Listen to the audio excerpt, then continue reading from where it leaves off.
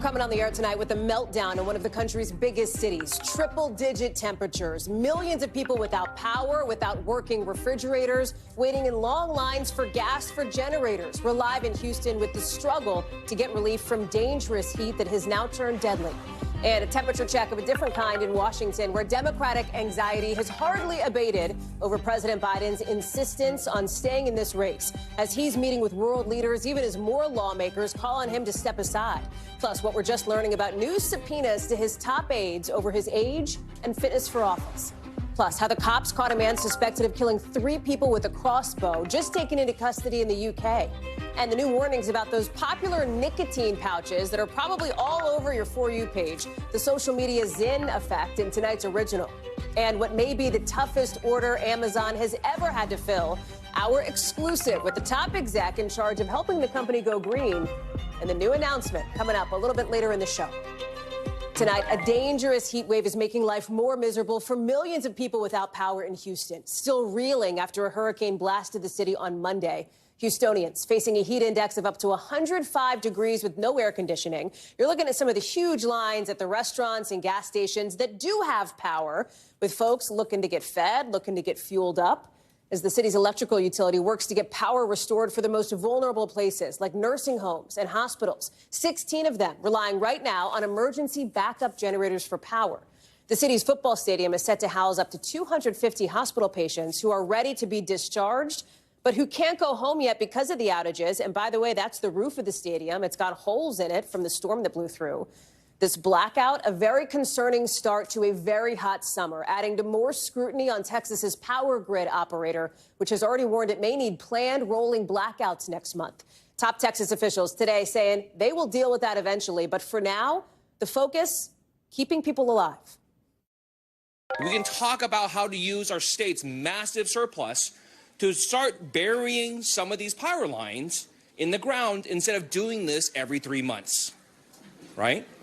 We can do that, but for right now, don't play games, don't take the risk, just survive. Just survive. A very clear and dire message. Jay Gray is at one of the cooling centers in Houston and is joining us now. Give us a sense of what life's like for the people you're talking to. Yeah, Hallie, and survival for many is key, and this is a part of it. These cooling centers, you can see people here. It's just a place where you can come and get out of that oppressive heat. You can charge your phone, charge your computer. You've got internet here as well. It's just a place to provide some relief, and desperately needed, as you've talked about. We've got more than 1 million still without power, and you can look down every hallway in this community center, and you'll see people gathered up and just doing what they can to stay out of the heat. And remember, this won't be open all night. They'll be here a few more hours, then they go back to their homes, most without power. I can tell you there have also been lines outside of this community center. A lot of people outside there waiting on food, waiting on water, just the essentials. We talked to one of them, an Army veteran, who talked about the aftermath of this storm. We just want the power on. We pay for it. We should get the service. They don't do no maintenance around here. It's like patch it up. When it break, patch it up instead of fix it in the beginning. That way you don't have all this confusion. And another one of the little rooms here where they've got people, families stored away. You can see boxes of water here. Water essential, obviously, for so many who want to stay hydrated. It is just a very rough go. In fact, Hallie, most of the people I talk to here will tell you that the aftermath of Beryl is much worse than the storm ever was. What is the timeline to get power back on, Jay?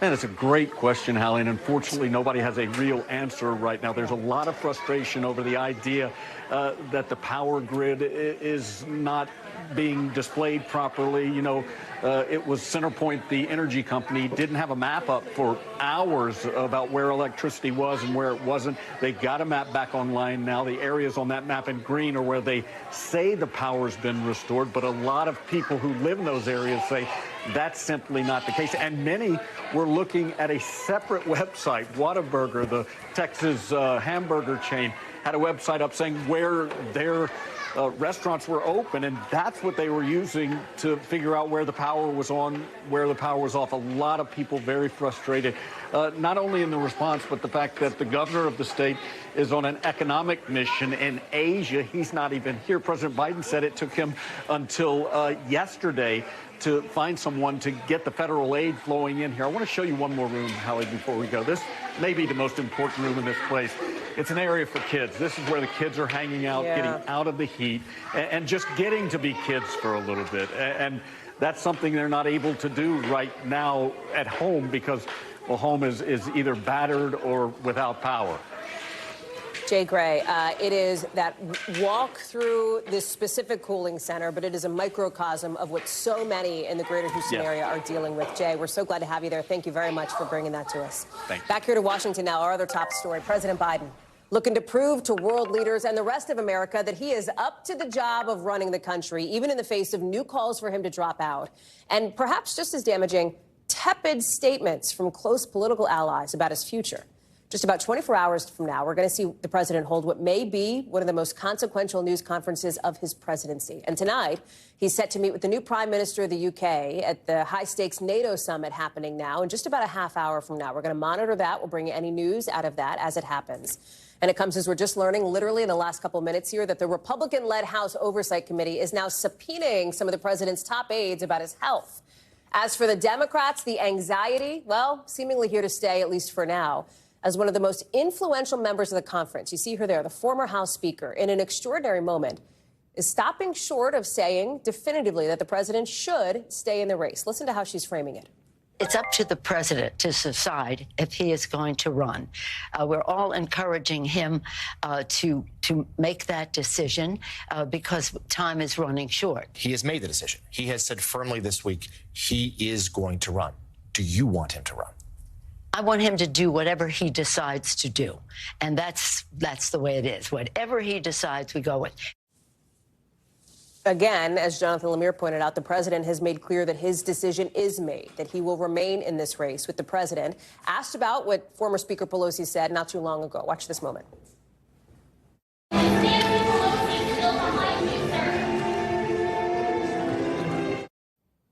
All right, so he's asked if she's still behind him. He gives that kind of fist pump there on the NATO summit stage.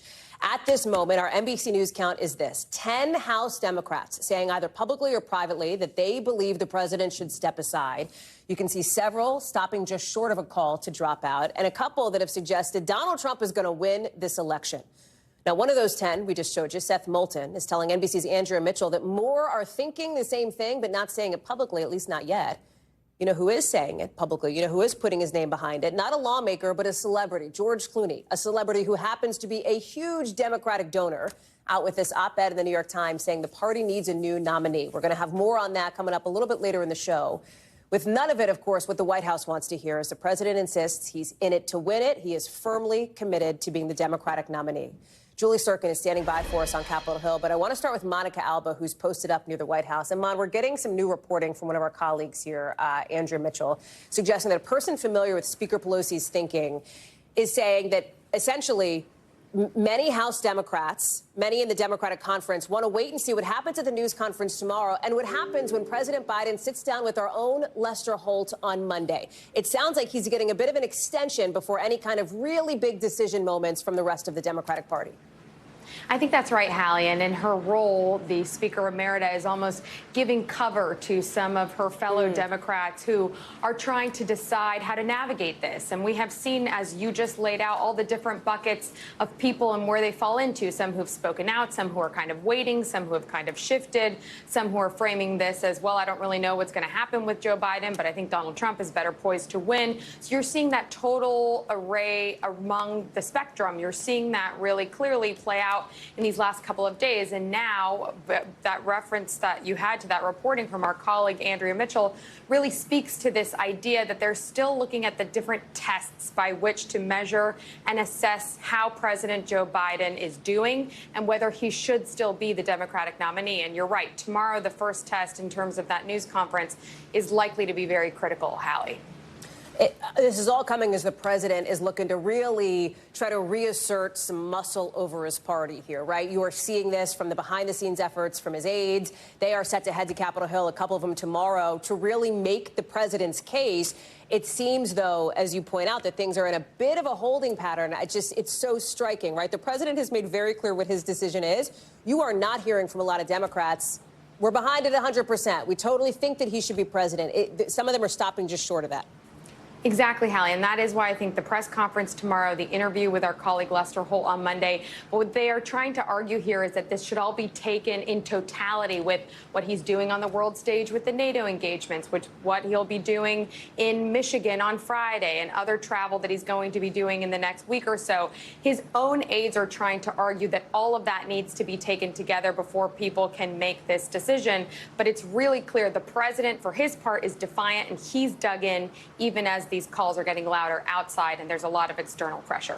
Hallie. Has anything today, Monica, surprised you in the course of your reporting? I think the thing that honestly did stand out to me, Hallie, is the George Clooney op-ed. I know you're going to talk about that later in the show, but the fact that he was with the president just a couple of weeks ago, and he's somebody who we know has privately communicated messages to the White House when there have been things that he has not been pleased with, or when he has had concerns, to go out so publicly and deliver this message, I think did come as a little bit of a surprise to some people that I've talked to in Biden world today, who really say, yeah, he's not a lawmaker, he's not an elected person, but his opinion does carry a lot of weight with some people who maybe have been feeling that way and haven't been able to verbalize it exactly. Monica Alba with what we call a deep tease to what's coming up later in the rundown. Mom, thank you very much. Julie, I want to go to you on what's happening on Capitol Hill with the news from House Republicans and this key committee, again, Republican-led, putting subpoenas now to some of the president's closest aides with questions about his mental fitness. Does this have teeth behind it? Have we heard from the Biden White House? Is this in some ways a political stunt? Talk us through it.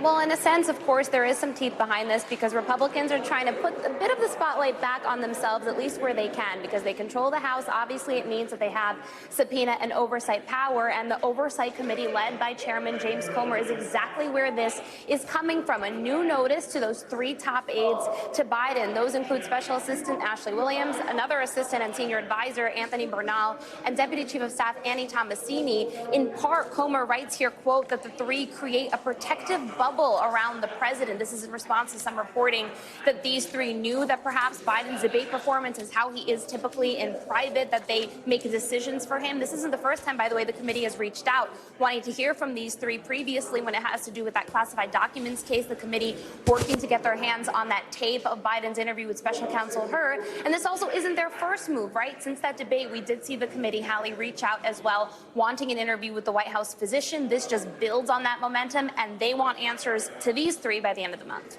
What else are you hearing from lawmakers, Julie? Because vis-a-vis our conversation with Monica just a second ago, there is a difference, right, in the spectrum between saying, I'm calling on President Biden to step out of this race, and saying, I back President Biden 1,000% and think he should be our nominee. There's a lot of gray area, and it seems like there's a fair amount of Democrats in that gray area.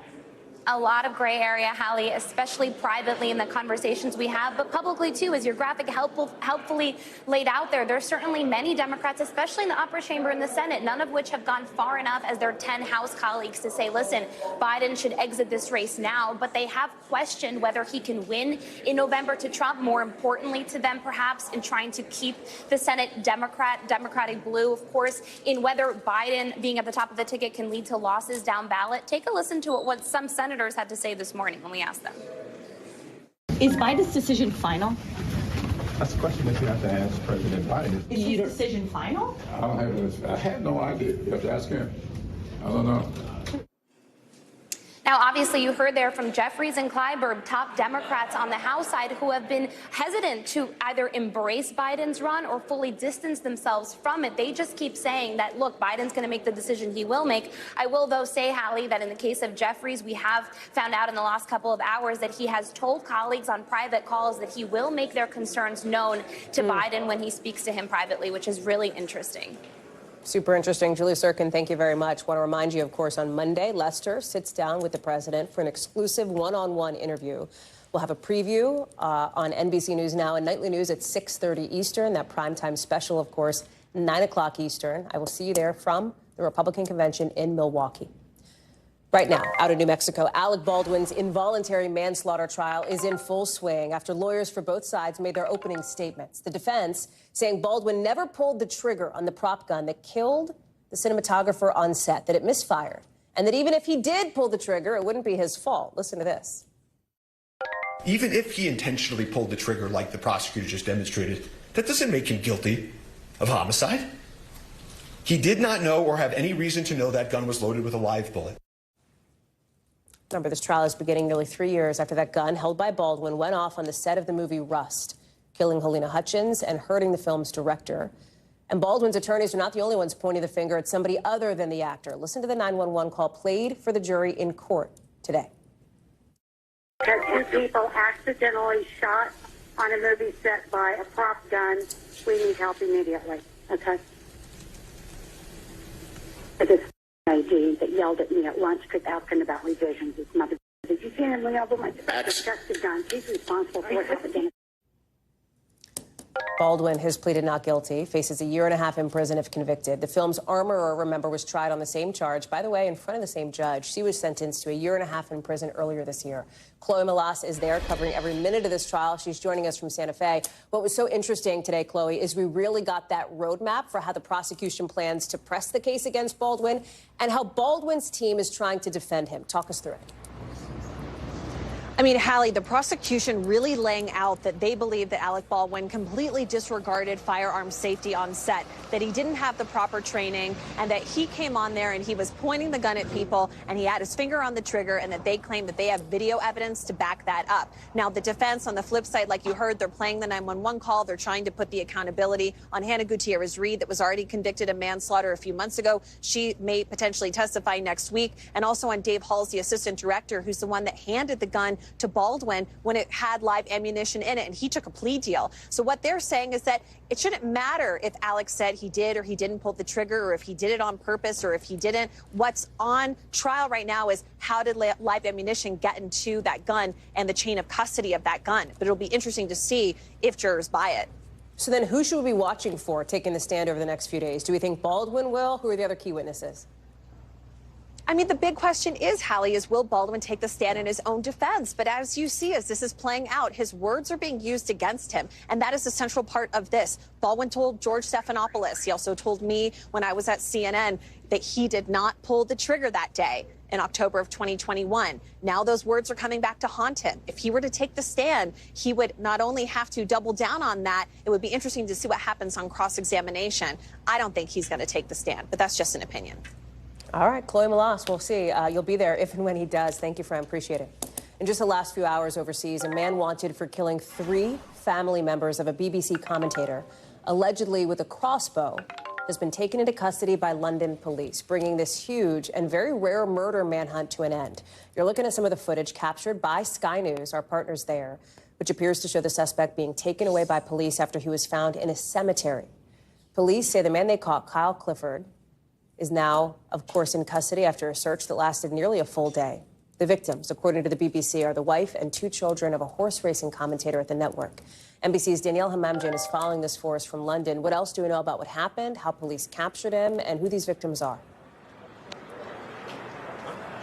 Yeah, police are saying this was a horrific incident, and it happened in a place called Bushy, about 20 miles northwest of London, normally a quiet, leafy neighborhood, and now it is the scene of a triple murder investigation. Police were called to the scene about 7 o'clock last night, and they found 3 people with serious injuries, 3 women, all 3 believed to belong to the same family, and they all 3 died shortly after. And as you said, the BBC has identified them as Carol Hunt, 61 years old, and her 2 daughters, both in their 20s, believed to be the wife and daughters of a well-known sports commentator here, John Hunt. Police said they believe he used a crossbow. The suspect, Kyle Clifford, 26 years old, not just a crossbow, but potentially other weapons as well. They believe that he was known to the victims. It triggered a 24-hour manhunt, which ended this evening in North London. He was found in a cemetery not far from his own home, and police are stressing the fact that no shots were fired, though he was found with injuries, and he is currently being treated for those injuries. I should point out that homicides by crossbow are not very common here. There have been fewer than 10 over the past decade. It is not illegal to have a crossbow. You don't have to have a license, but if you're going to have one in public, you have to have what's called a reasonable excuse. But the laws are under review. This after a 2021 incident outside Windsor Castle. A man tried to break into Windsor Castle, tried to kill the late Queen Elizabeth II, and he had with him a loaded crossbow. Danielle Hamamdjian, thank you very much for that. Appreciate it. In an exclusive new interview, a man who survived that devastating bridge collapse in Baltimore is telling his story for the very first time. Julio Cervantes Suarez was part of that construction crew working on the Francis Scott Key Bridge when a cargo ship crashed into it. I know you remember this huge story, a headline for days. Most of his fellow crew members did not survive, but Julio did. He doesn't know how to swim, but he ended up in the water for something like 30 minutes before being rescued when he fell into the river inside his truck. He tells our Tom Yamas how he managed to make it out alive. Listen to this.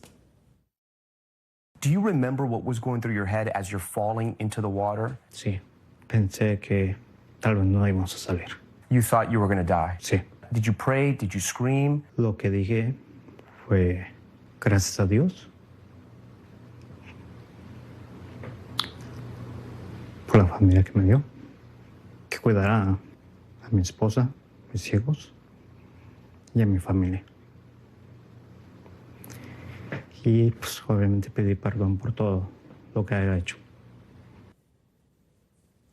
Just incredible, so emotional. More of that interview will air tonight on NBC Nightly News and, of course, on Top Story with our friend and colleague Tom Yamas. Do not miss it. In other news tonight, 2 Boeing Starliner astronauts say today they are still confident in their spacecraft, even with the issues with it that are delaying their return to Earth from the International Space Station. Remember, these 2 took off in early June. We've covered it here on the show. It was supposed to be like a week-long trip. But their return to Earth has been postponed more than once. There's still no set date for them to come back. But one of the astronauts giving some very chill vibes about the whole thing, Shane, she's not stressed about it. Listen.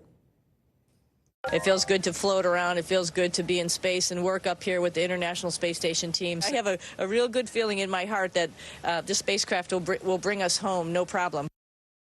All right, there you have it, straight from her mouth. Now, NASA and Boeing both today say Starliner already could bring the astronauts back if they had to, but the plan is to try to keep doing more tests to see if they can figure out how to prevent the same thing from going wrong again down the road. Let me bring in Tom Costello for more on this. I got to tell you, if that were me, like in a, first of all, it wouldn't be me, but you know, like an astronaut up there, you know, with the issues of the spacecraft, I don't know if I would be as cool as a cucumber as her. She's amazing. Well, she is. She's and you really. spoke with her. Oh, I've met her many times. So she is very chill and cool. That's cool. But I also had the opportunity to talk to the astronauts today on Space Station. I didn't go there. I stayed on the ground, used satellite technology. For all of us, yeah, yes. Exactly. And I asked them, listen, they've got a couple of problems they're working right now. They're not coming home because engineers are trying to dissect the thruster problems with the engines on Starliner. They've also got some helium leaks that NASA's not that worried about, but that's part of the overall story. And as you know, Starliner was years behind schedule, billions of dollars over budget, and they have had so many engineering challenges. So I asked the commander, Butch Wilmore, about his overall sense. Is he comfortable right now? Take a listen. Are you confident in the performance of the ship for future missions as well? This is the world of test. This is a tough business that we're in. Human spaceflight is not easy in any regime, and there have been multiple issues with every spacecraft that's ever been designed. We trust that the tests that we're doing are the ones that we need to do to get the right answers, to give us the data that we need to come back. Yeah, failure is not an option, he said. And when you talk about chill and cool, they both are. They're Navy test pilots. And with hair like that, who wouldn't be? I was just cool. Take a moment for the zero gravity hair situation there. I mean, listen, you and I have talked about how this end of July, by the way, I should have said. Okay, good. They're targeting end of July. I was going to say, because this has been a big test for Boeing. Obviously, they want to see things go right. Timeline, end of July. So pretty soon. That's just a few weeks away. If they can get satisfactory answers on the thrusters. If not, they could be up until we'll see, mid-August. And they've got enough food, they've got enough everything. They got all that. Yeah. Well, can I tell you something really amazingly weird? I have to now that I teased it. How could you not? Literally, the day before they were going to take off, NASA threw their suitcases off the rocket. They had to make room for a toilet fix. So they had to carry this toilet fix on the rocket. They threw off their suitcases. So what are these guys doing? They're borrowing the other astronauts' clothes and shampoo and toothpaste and everything else. Now, listen, I don't know about you. If you borrowed my clothes for a month, as much as I love you, I might say, you know, you can keep them. It's fine. It's the world's most far-out dormitory, is what it is. Yeah. A great view. Very cool. Tom Costello, glad you got to talk with him today. Pretty amazing stuff. Appreciate it. A lot more to get to here on the show, including why a high-ranking investigator in the case of an American woman missing in the Bahamas is now under investigation themselves. Plus, what officials in one state say about a new case of the plague. Oh, yeah, that plague here in America.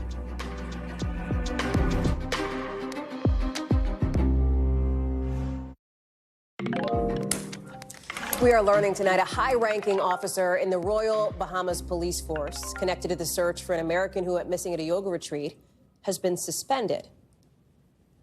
This is, remember, the police force has been trying to figure out what happened to 41-year-old Taylor Casey. Now, the chief superintendent, Michael Johnson, is under investigation himself. Officials there say voice notes allegedly surfaced that raised serious concerns, as they put it. Casey vanished during a yoga retreat on Paradise Island in Nassau nearly a month ago. Her family now says she may have been discriminated against. Listen. Taylor is the only Black person in the teacher training, and Taylor was the only transgender person in the teacher training. And several people who are familiar with the ashram, who are at the ashram at the same time, reached out to us and said things like, you know, we knew that she was trans and she was not integrated well into the program. Maura Barrett is joining us now. So the suspension about this investigator, why? Do we know anything else? Do you know if it was connected to the disappearance of Taylor Casey? Tell us more. Well, it's all been very vague, Hallie, and that's the problem here, because there's already been so many questions swirling about the integrity of the police force when it comes to Taylor Casey's investigation, other missing persons investigations, and now there's a lot of lack of clarity about what these voice notes contain. I reached out to police to kind of try to get a sense of what they might have been talking about, who was on these voice notes, and anything around that, and the police did not respond. And so when you factor in the mysteriousness around all of this, in addition to the fact that there's still a missing woman that they're supposed to be looking for, the family is understandably really concerned. It's been 3 weeks since Taylor Casey was last seen. There's a lot of doubt in the investigation as it is, and now, as you heard there, we're learning the family adding some new insight, as there's no new evidence in the last couple of weeks, but new insight that Taylor Casey is a trans woman, and the family and friends are concerned that might lead to some discrimination in the investigation as well. I've been reporting this out with our colleague at NBC Out, Matthew Levitas, and he actually spoke with Taylor Casey's mother and some of her close friends today, and he asked them if they think the investigation would be going differently if, say, Taylor was a white cisgender woman. I want you to hear their take. Without a doubt. I know there would have been way more efforts. The investigation would have been done properly, the way it should have been done. People would have been interviewed. When I stepped off the plane or into the Bahamas. Taylor's Blackness, Taylor's transness and gender expansiveness, Taylor's womanhood, all of these things are places where people experience disproportionate violence and being ignored. Now remember, Taylor's mother and a close friend had visited the Bahamas. The police said that they put up missing person posters. They didn't see those anywhere. They weren't getting specific answers from police. And so that's why tomorrow the family plans to call for more action from American authorities, because they're not satisfied with the local investigation. And on a sad timing note, tomorrow is Taylor's 42nd birthday. Obviously, the family had expected to be celebrating with her, and now they're wondering if she's even ever going to come home, Hallie. Maura Barrett, thank you for staying on top of this story. Appreciate it. Let's get you over to the 5 things our team thinks you should know about tonight. Number 1, the Tampa Bay Rays shortstop formally charged today in the Dominican Republic with sexually abusing a 14-year-old girl. Remember, Wander Franco has been on administrative leave from Major League Baseball since these allegations first came out last August. The league says they're monitoring the case. Franco's U.S.-based attorney says he cannot comment because he hasn't received a formal notification of charges. Number 2, health officials in Colorado say they're investigating a rare human case of the bubonic plague in Pueblo County. We don't know how the person's doing. The CDC says people should avoid contact with dead animals and use bug repellent to prevent flea bites. Obviously, we're watching that. Number 3, the Fed Reserve Chair is back on the Hill today, the head of the Fed, testifying he could see the Fed cutting rates if the job market slows down too much. Jay Powell saying with progress on inflation, the economy looks to be in better balance now. That would give the Fed confidence they could undo some of those dramatic interest rate increases over the past year and change. Number 4, BMW recalling nearly 400,000 cars in the U.S. because of an airbag problem that affects some sedans and sports wagons from 2006 through 2012. They may be equipped with Takata airbags. They haven't gotten any reports of like accidents or injuries or whatever, but if you've got one of these BMWs, take it back. You'll get it replaced. Number 5, guess what's out? The official leotards for Team USA Gymnastics with more than 47,000 crystals spread across 8 different uniform styles. They'll also have pearls for the first time as a tribute to Paris. The Olympics, of course, just a couple of weeks away right here on NBC. When we come back, some new concerns over those really popular Zyn pouches. Have you heard of them? We'll tell you why major medical groups want the FDA to pull them off the shelves altogether. That's in our original. Plus, what we're learning from a new study that finds toxic metals in some big tampon brands.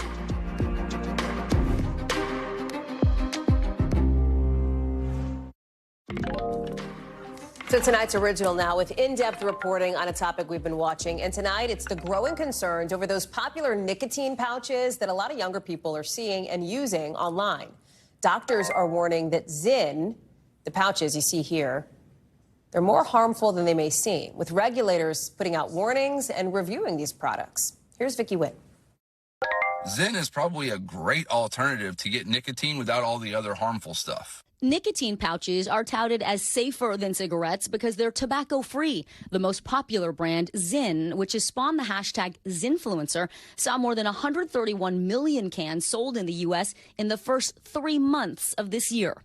How did it make you feel the first time you had one? It gives you a shot of dopamine, so you just feel a little energized, happier, almost focused. 32-year-old Will Lamas says he quickly became addicted to Zyn. Unlike chewing tobacco, vapes, or traditional cigarettes, the pouches are discreet and come in flavors like coffee, citrus, and mint. Soon, he was using up to 20 a day. You put it in your lip, just inside, and just leave it there for 30 minutes, and no one knows you have it.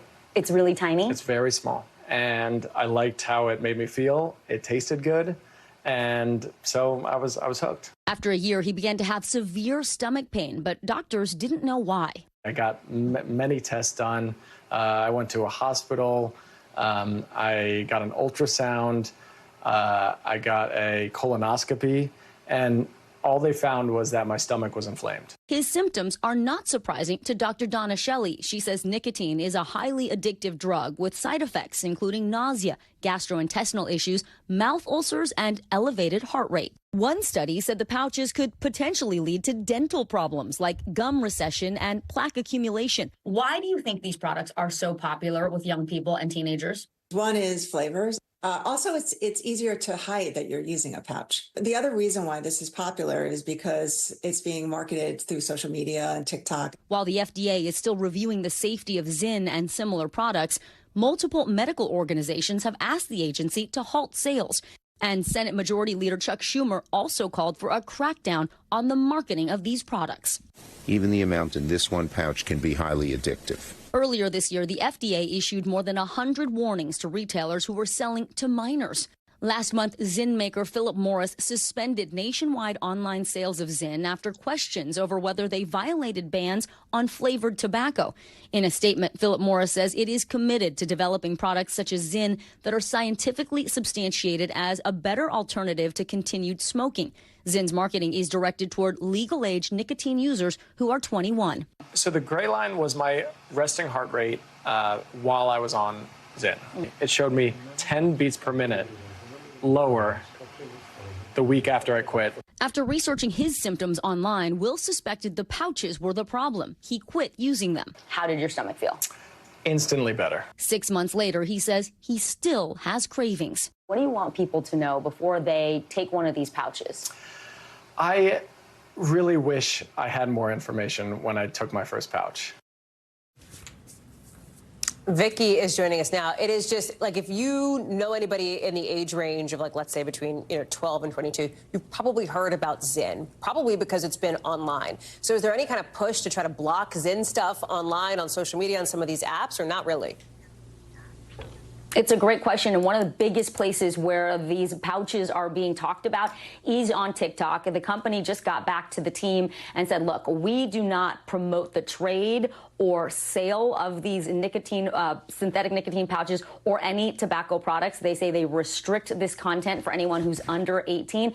But I should note, you actually have to be 21 or older in order to purchase these pouches. They are quite easy to buy online, though, even though Philip Morris has suspended their sales. Plenty of third parties are selling them. And Hallie, I talked to my 15-year-old daughter. She says there are kids at her high school who are absolutely using these pouches because they're so discreet. This is quickly becoming the new vape. So for our parent viewers who are watching, listen, you got to talk to your kids and tell them these pouches don't come without a health risk. I should also mention TikTok says it does put up a warning so that, people are aware before any sort of tobacco content comes up that these products do come with health harms. But I think it takes more than just a little screenshot on an app, frankly. You got to have these conversations, show them this story, let them know about the health risks associated with nicotine. Vicky Nguyen, what a great story. Thank you very much for bringing it to us. Very high interest. Appreciate it. NBC News covers hundreds of other stories every day. And because it can be tough to read or watch or listen to them all, our bureau teams have done it for you. This is what they tell us is going down in their regions in a segment we call The Local. Out of our Western Bureau, Yellowstone Park officials saying today the gunman who died on July 4th in a shootout with rangers had apparently been planning a mass shooting. They say he held a woman at gunpoint earlier in the day, threatening to kill her and others. With officials thanking park rangers today, they say many lives were saved. Very scary. Also out of our Western Bureau, look at this. The Coast Guard rescuing a hiker who started showing signs of heat exhaustion on a trail in Oregon. The hiker is legally blind, could not walk, and the terrain was really difficult, so rescuers used a helicopter. You can see him being pulled with his seeing eye dog. Officials say both the man and his dog, fortunately, are expected to be okay. And out of our Northeast Bureau, a Wawa fan from New Jersey who's been to Wawa 1,000 times posted his whole collection of order slips online. He numbered them from 1 to 999. So, like you go, you put in an order, they give you an order number. He has collected every single number from 1 to 999. I'm in awe. Slay King, I think I'm allowed to say. So what's next for him? He's taken pictures in front of every Wawa location in the country. He has 84 selfies so far. Go, guy, go. We are behind you. Come on the show. We'll do an interview. Tyler, we're here for you. God bless Wawa. All right, I'm done. That's all I had to say about that. So listen, let's get to some other news tonight, particularly in the health world, because there's this new first-of-its-kind study out that finds some of the world's most popular tampons have heavy metals in them, like arsenic and lead. Researchers at UC Berkeley are looking into this. They bought the tampons in New York City, Athens, and London over the course of the last year, between 2022 and 2023. They looked at a whole bunch of different kinds from a whole bunch of different brands and ended up finding 16 different types of metals. You see it there on that screen. Remember, about 80% of women use tampons during their period. They're way more popular than pads, way more popular than any other methods here.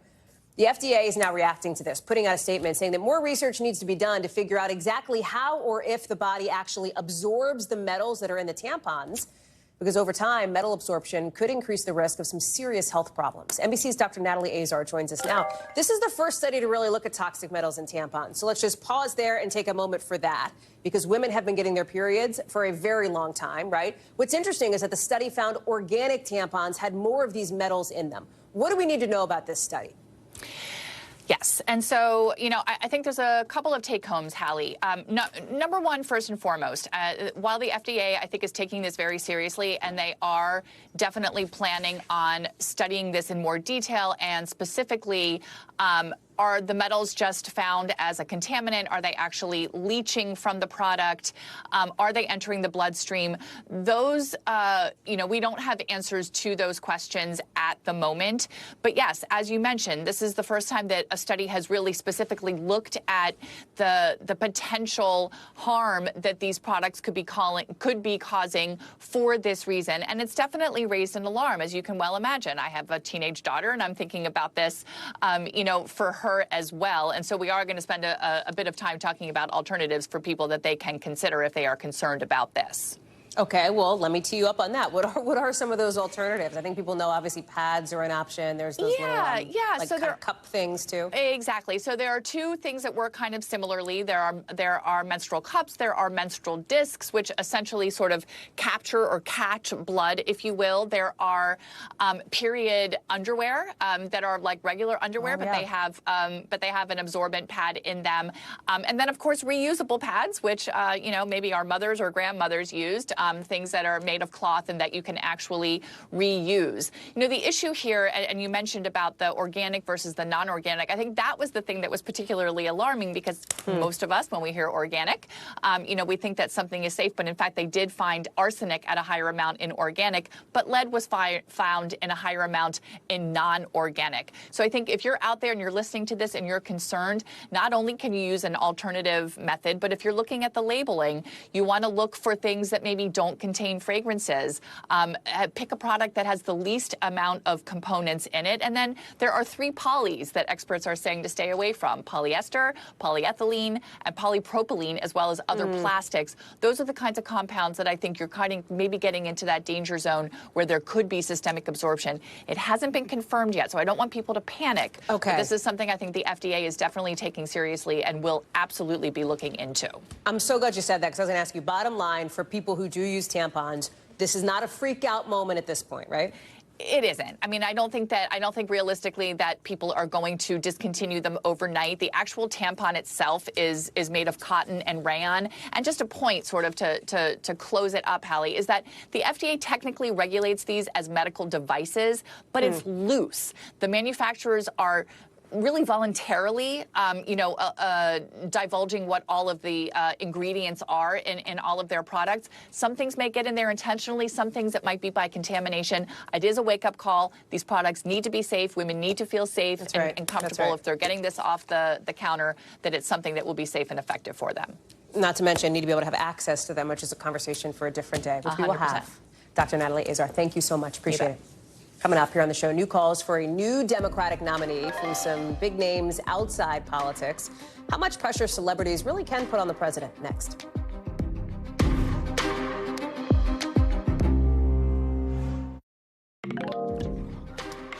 So ABC News is now publicly distancing itself from comments from George Stephanopoulos just about 24 hours ago, appearing to say he doesn't think President Biden can serve another 4 years.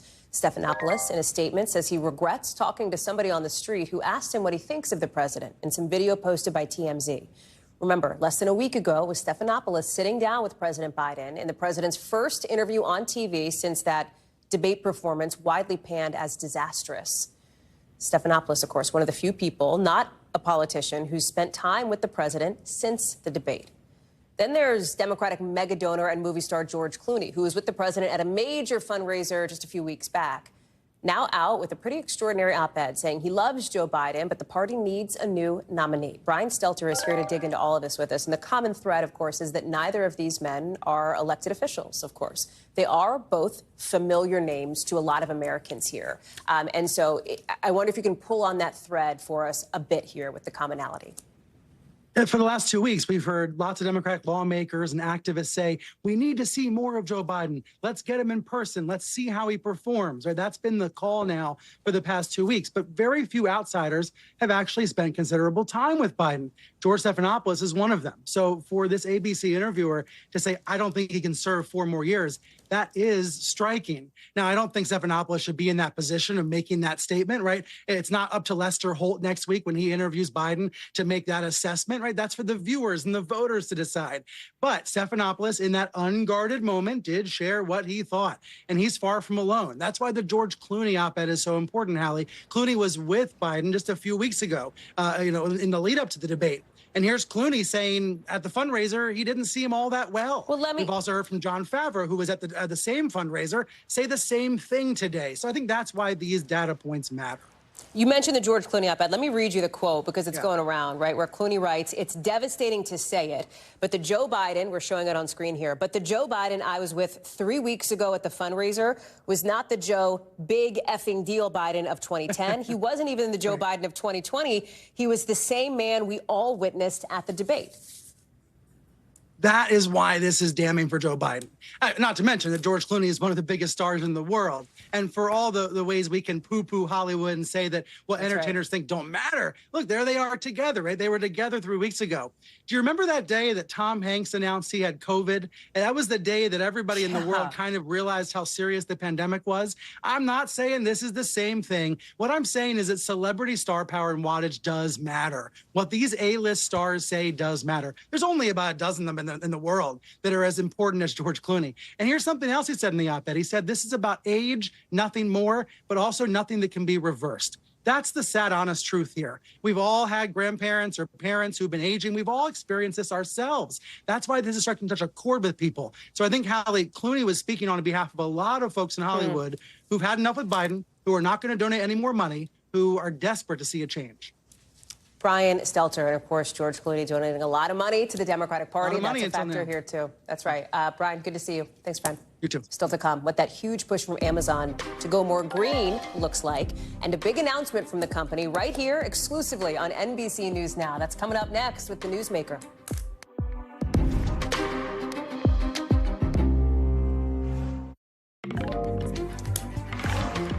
Now to our Newsmaker, an interview you will only see right here on NBC News Now with Amazon putting out its newest sustainability report and touting a major green energy milestone. Amazon is now saying it's reached the goal of matching 100% of the electricity it uses with renewable energy. That's coming 7 years before they thought that would happen. Question is it enough to offset the full impact of Amazon's operations around the world? We know it is a huge company. It is a massive operation. And our Yasmin Vasugian got the exclusive one-on-one with the woman tasked with making this massive company even more green. Take a look. Amazon, those packages everywhere. But as the company's tentacles expand, worth $2 trillion with its stock at record highs, there's growing scrutiny on the environmental impact of all of those deliveries. Billions of items, fuel for shipping and door-to-door delivery, and all the packaging itself. So today, they're announcing that they are ahead of schedule on their renewable energy goals. Not all electricity used by the company is from renewable sources, but the company reports its energy output is at least matched by investments in renewable projects around the globe. We sat down with the person in charge of the company's massive push to be more green. How do you sustain your business model while maintaining kind of these sustainability practices? And also, to add on to that, knowing you need to change the consumer habits, the way in which we are consuming things in our obsessive way that's not great for the environment. So we're in the business of serving our customers and getting our customers the products and the services that we want. And we're going to do that all day long. Yeah. We're customer obsessed.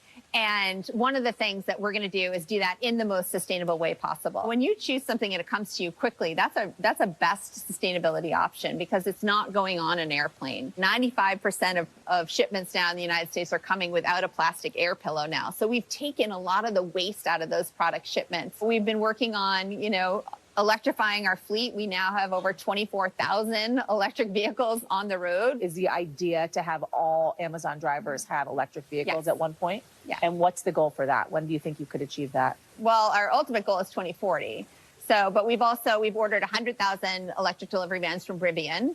And so that's the world's largest order of electric delivery vans, and we aim to have those on the road by 2030. The company reports overall emissions are down 3% this year from last year.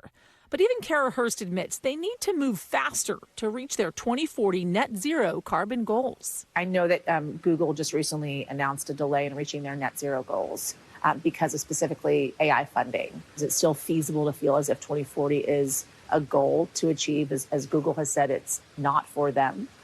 We are very committed to our commitment to the climate pledge to be net zero by 2040. Certainly, the world is changing all the time. Yeah. I mean, even when we set this goal in 2019, that was pre-pandemic. And Amazon grew tremendously during the pandemic. Yeah. And there were other things that happened in the world. We had supply chain crisis. We've had energy crises. We've had so many things happen. And yet, what we're showing in our sustainability report is a lot of progress. The upcoming U.S. election looming over not only climate initiatives, but for Amazon, also other challenges, like an antitrust lawsuit brought by the Federal Trade Commission that the company is fighting, calling many of the allegations wrong and misleading, and an ongoing small but loud push by labor to unionize workers. What is the plan if, in fact, there is an administration after November that is not necessarily on board with climate initiatives? I've been at Amazon almost 10 years. It'll be 10 years in September. I've been here through multiple administrations. We will work with whatever administration is in place, and we will follow our science, and we will keep pursuing the initiatives that we have in front of us. It's all not positive headlines all the time for Amazon. For instance, what you're dealing with the FTC suing over alleged monopoly practices, and what you're doing for the environment, does this counter kind of more of those negative headlines that we're seeing with Amazon and working practices?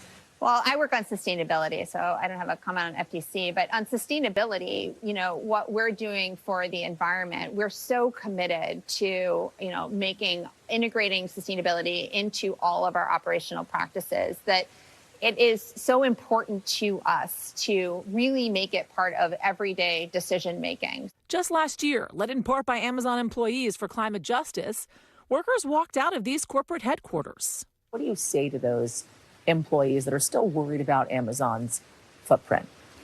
I think our employees are passionate about a lot of things. And so, I think the best thing to do is to get to work at helping us decarbonize. Over 10,000 Amazonians have signed up to get to work on helping us make operational changes. Amazon could literally either make or break the environmental initiatives in this country and globally as well because of the footprint that your company has, right? You are in a position at the top of that initiative. What is that like for you? It's both a tremendous and daunting responsibility and the number one reason I came to Amazon.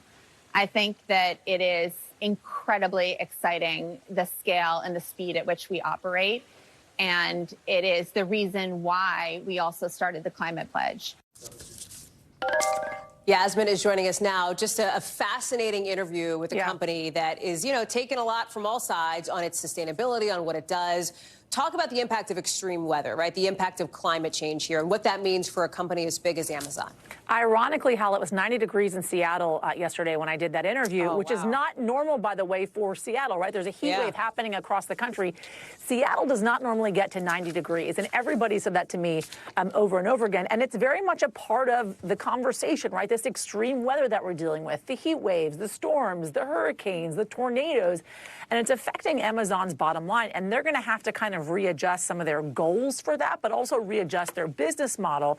Released in 2023 during Amazon's financial filing, they talked about how extreme weather, the climate crisis, quote unquote, could actually affect their bottom line for one of the biggest reasons being operational costs. It costs a heck of a lot more money to do what they are doing, get those packages to where they are going, the thing they're known for most, during some of these extreme climate crises. I asked Kara about how they kind of adjust their business model, how they keep doing their job. She kept saying to me, the customer is the most important thing, right? How do you adjust during this climate crisis? Because they also help with disaster relief. And she talked about making sure that distribution centers are in the places that they need to be, making sure their workers are living in the places they need to live as well. But they acknowledge that this climate crisis could very well affect their bottom line and the goals that they have set to be zero carbon by 2040. Hal.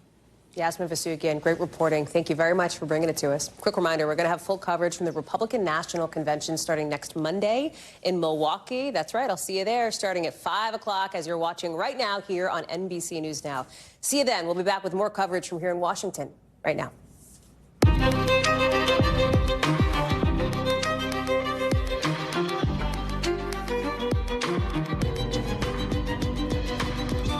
We're coming on the air tonight with the meltdown in one of the country's biggest cities. Triple-digit temperatures, millions without power, without fridges that work, waiting in long lines for gas or generators. We're live in Houston with the struggle to get some relief from this dangerous heat that has now turned deadly. And a temperature check of a different kind here in Washington, where Democratic anxiety has hardly abated over President Biden's insistence on staying in the race. He's meeting with the key world leader right now, even as more lawmakers call on him to step aside. Plus, what we're just learning about new subpoenas to some of his top aides about his age and fitness for office. Plus, opening statements today in the trial of Alec Baldwin. Why his lawyer says it really doesn't matter whether he pulled the trigger or not. We're live in Santa Fe.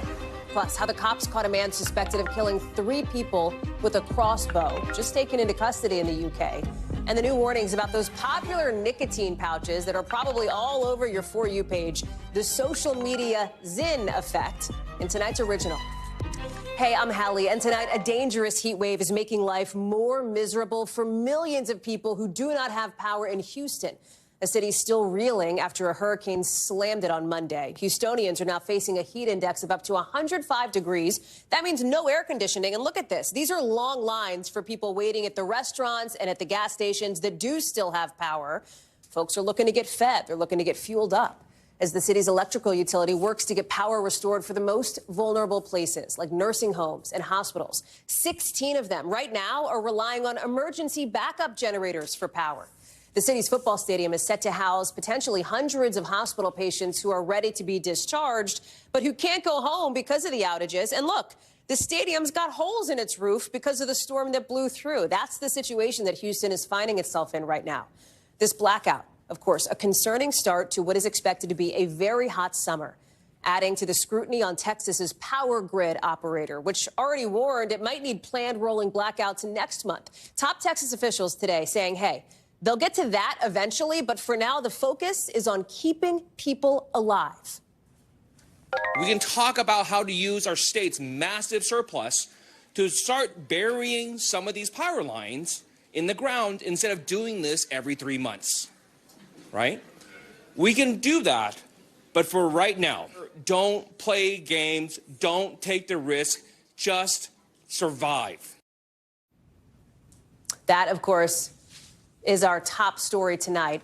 But we want to turn to one of our other top stories, too, and that is what's happening with President Biden, as we're just now hearing from him as we speak at this NATO summit. Want to go to play that, and Monica Alba here as we're waiting for that tape playback to begin. I think we have Mon, who's live for us outside the White House. Mon, at any minute, we may interrupt you to roll that tape, but obviously another key moment for the president here. A lot of eyeballs on him. Talk us through it. Yeah, Hallie, and what we're talking about here is that the president, after having been involved in those NATO meetings earlier in the day, now he is hosting the new British Prime Minister, who is at the White House, and they were just in the Oval Office, and they're now going to have a more extended bilateral conversation and meeting. But in terms of what he said at this... Let's listen in for 1 second, Monica, as I think we see it and hear it. The news is right. I tell you what, it's all because of the Prime Minister. Not lost a game under the Labour government in 2024. What can we hope for? It looks like it. Well, welcome. And we had a long conversation on the phone when you won. Give me your hand there, pal. And we're the best of allies maybe in the whole world.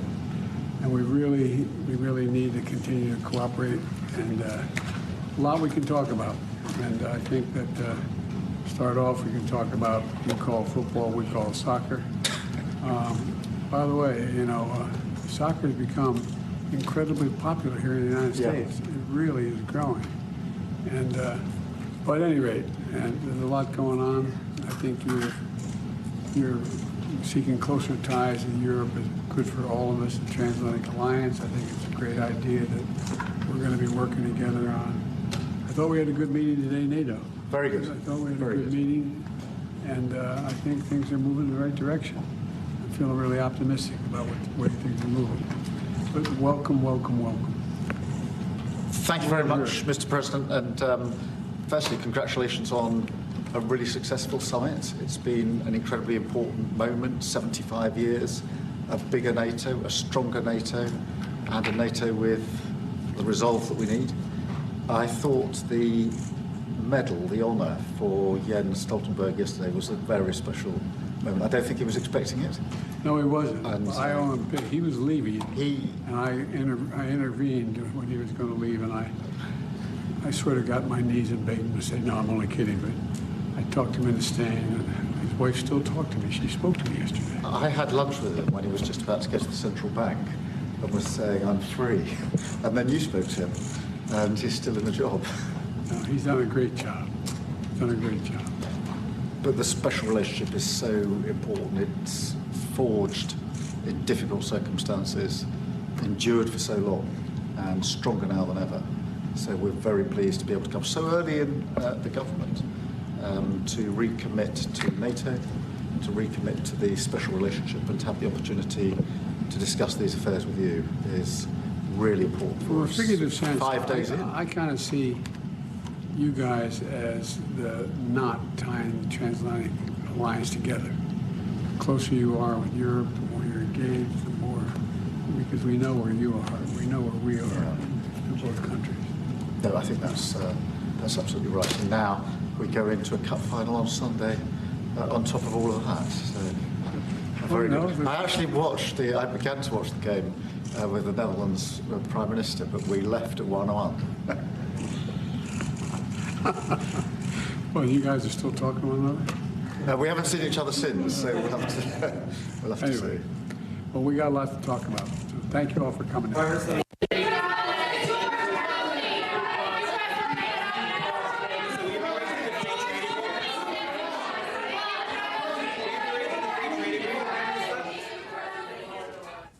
Yes, the cacophony at the end of any kind of Oval Office spray from the reporters assembled in the room. Team coverage, of course, on this with Monica Alva, who is joining us, Julie Serkins with us, and Mon. Listen, that's an interesting moment, right? Because that was one of the first times, I think the first time, that we've seen President Biden in the Oval Office with another world leader talk about an unscripted moment. He could have taken any one of the questions that reporters were trying to get to him there. He obviously, it sounds to my ear like he chose not to. But these are the kinds of moments that are going to be so heavily scrutinized between now and that news conference tomorrow. And then, of course, the interview that he has with Lester Holt coming up on Monday. Absolutely, Hallie. And to pull back the curtain a bit, as I know you love to do on your show, it was our colleague Gabe Gutierrez, who was actually the pooler, who was there, who was trying to get a question to the president specifically on some news that we've seen today, including the op-ed that was written by actor George Clooney calling on him to step aside and not be in the race anymore. But as you saw there, yes, the president didn't engage on that, specifically trying to keep the focus on this relationship with the new prime minister, trying to talk about soccer. As you saw there was a big game today between England and the Netherlands. And so the two leaders talking about that, trying to really make this about simple chatter between two world leaders and not to weigh in on exactly the major, cascade of Democrats who are really talking about President Biden's future here and raising a lot of really serious questions. So you're right.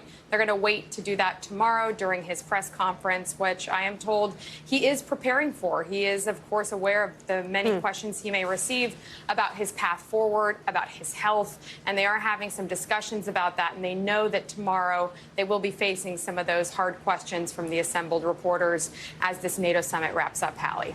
Of course, you make the good point, Monica, that while the discussion inside the Oval Office may be about soccer games and NATO, as this summit is all about, the discussion, I think, for most folks on Capitol Hill right now, at least on the Democratic side, is about President Biden and what happens next from here. You now have, I believe, 10 lawmakers who are either publicly or privately putting their names behind calls for President Biden to step off the ticket. You have, as you mentioned, George Clooney, and this interesting maybe pushback, is that the right word, from the White House against that, given President Biden has made clear he wants to be in this race. He's in it to win it. Even as the former House Speaker Nancy Pelosi is suggesting she would like to see the president make a decision. He's already made that decision, it sounds like. Yeah.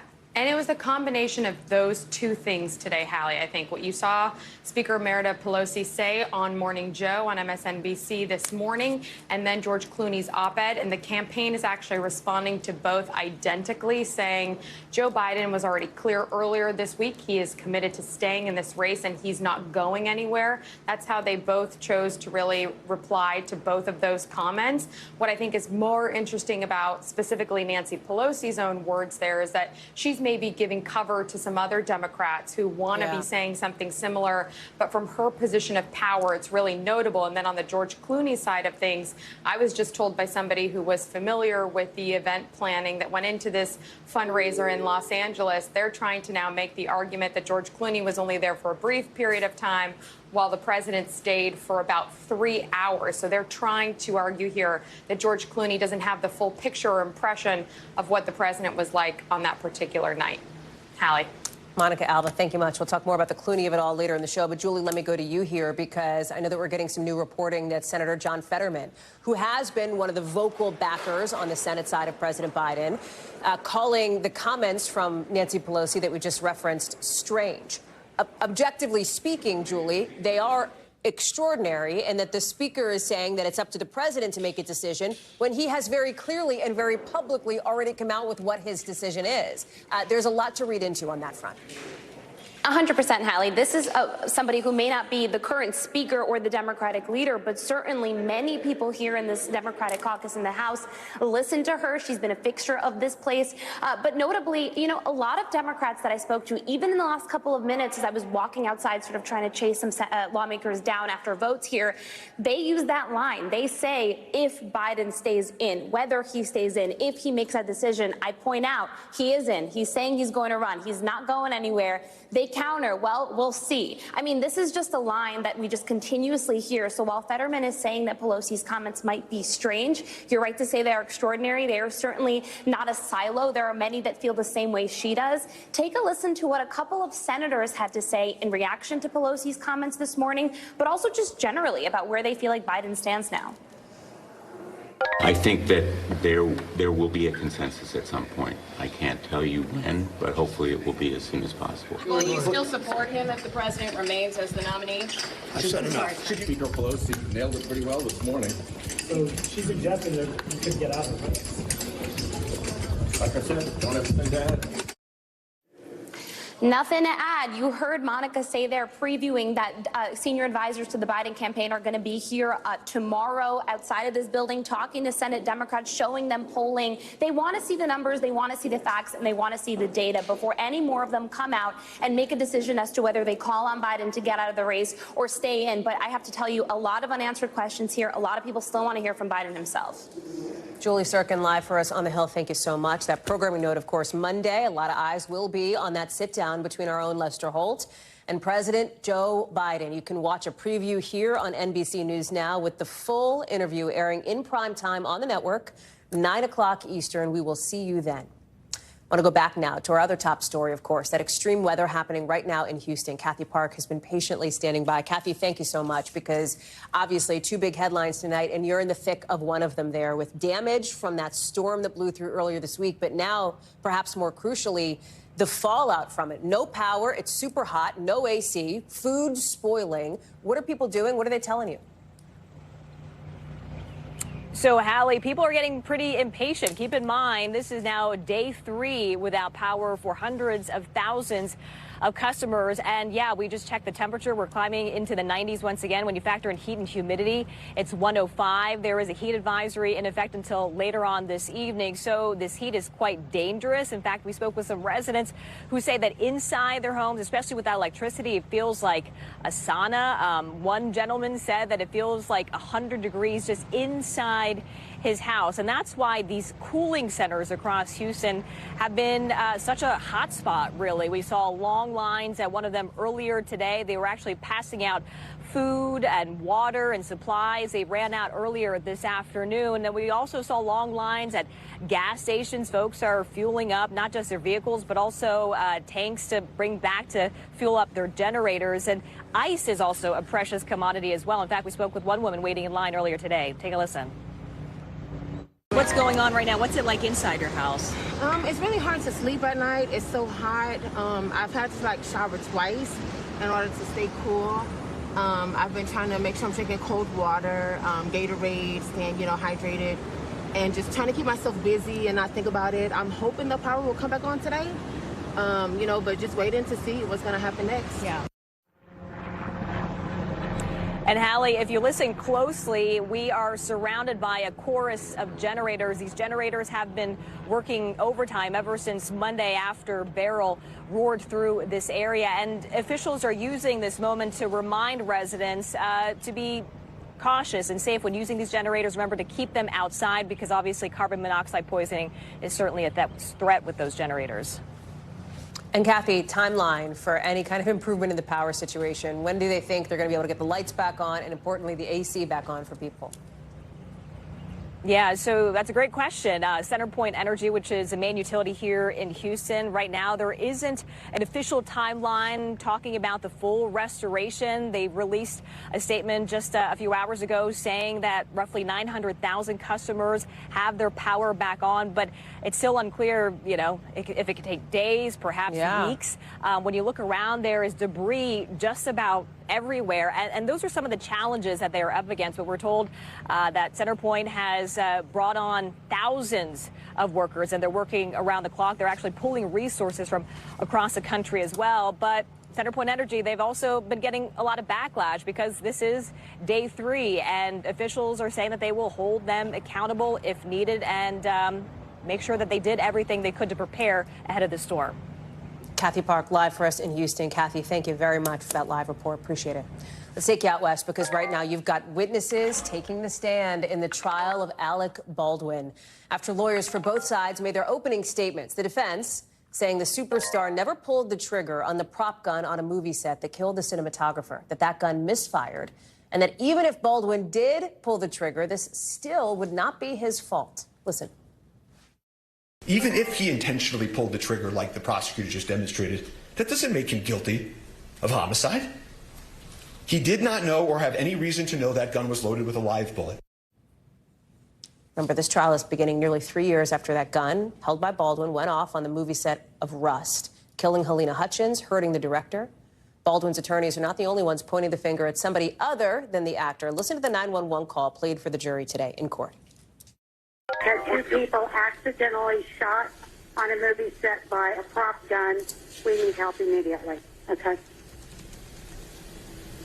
This AD that yelled at me at lunch because asking about revisions. His mother, did you see him yell at my disgusted gun? He's responsible for what happened. Now, Baldwin has pleaded not guilty in this involuntary manslaughter trial, but he faces 1.5 years in prison if convicted. That is the sentence that the armorer on the set, Hannah Gutierrez-Reed, got in her trial earlier this year. NBC's Chloe Melas is outside the courthouse in Santa Fe, New Mexico. What was so interesting today, Chloe, is we really got that roadmap for how the prosecution plans to press the case against Baldwin and how Baldwin's team is trying to defend him. Talk us through it. I mean, Hallie, the prosecution really laying out that they believe that Alec Baldwin completely disregarded firearm safety on set, that he didn't have the proper training, and that he came on there and he was pointing the gun at people and he had his finger on the trigger, and that they claim that they have video evidence to back that up. Now, the defense on the flip side, like you heard, they're playing the 911 call. They're trying to put the accountability on Hannah Gutierrez-Reed that was already convicted of manslaughter a few months ago. She may potentially testify next week. And also on Dave Halls, the assistant director, who's the one that handed the gun to Baldwin when it had live ammunition in it, and he took a plea deal. So what they're saying is that it shouldn't matter if Alex said he did or he didn't pull the trigger, or if he did it on purpose or if he didn't. What's on trial right now is how did live ammunition get into that gun and the chain of custody of that gun. But it'll be interesting to see if jurors buy it. So then who should we be watching for taking the stand over the next few days? Do we think Baldwin will? Who are the other key witnesses? I mean, the big question is, Hallie, is will Baldwin take the stand in his own defense? But as you see, as this is playing out, his words are being used against him. And that is a central part of this. Baldwin told George Stephanopoulos, he also told me when I was at CNN, that he did not pull the trigger that day in October of 2021. Now those words are coming back to haunt him. If he were to take the stand, he would not only have to double down on that, it would be interesting to see what happens on cross-examination. I don't think he's going to take the stand, but that's just an opinion. All right, Chloe Melas, we'll see. You'll be there if and when he does. Thank you, friend. Appreciate it.